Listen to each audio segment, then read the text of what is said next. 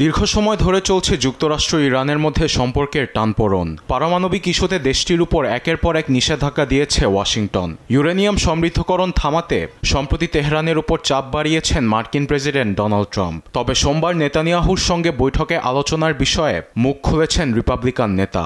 বলেন, ইরানের সঙ্গে পারমাণবিক ইস্যুতে সরাসরি কথা হচ্ছে।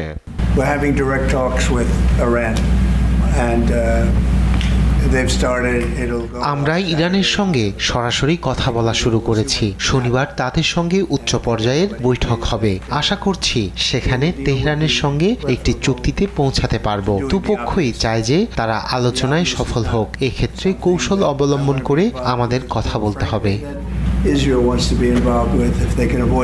সাংবাদিকদের প্রশ্নে দুদেশের মধ্যে আলোচনা ব্যর্থ হওয়ার বিষয়েও শঙ্কা প্রকাশ করেন মার্কিন প্রেসিডেন্ট। এক্ষেত্রে তেহরানের বিরুদ্ধে সামরিক ব্যবস্থা নেওয়া হবে কিনা এ বিষয়ে বলেন, আলোচনা সফল না হলে সামনে ইরানের জন্য অপেক্ষা করছে ভয়াবহ বিপদ। এক্ষেত্রে সায় দিয়েছেন মিত্র নেতানিয়াহু।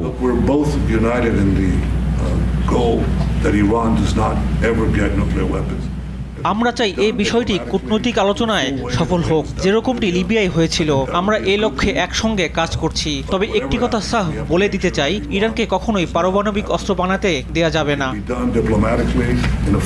এদিকে যুক্তরাষ্ট্রের সঙ্গে আলোচনার বিষয়টি নিশ্চিত করেছেন ইরানের পররাষ্ট্রমন্ত্রী আব্বাস আরাগচি।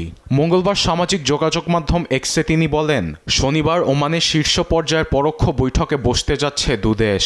আলোচনাকে সুযোগের পাশাপাশি ইরানের জন্য এক বড় পরীক্ষা বলে জানান তিনি। ইরান আলোচনার জন্য প্রস্তুত, কিন্তু যুক্তরাষ্ট্রেরও একই মনোভাব থাকতে হবে। কারণ ইরানকে নিষেধাজ্ঞা ও হুমকি দিয়ে ফল আদায় করা যাবে না বলে সাফ জানিয়ে দেন ইরানের পররাষ্ট্রমন্ত্রী। আরবেদ আফসার, নিউজ ডেস্ক, দেশ টিভি।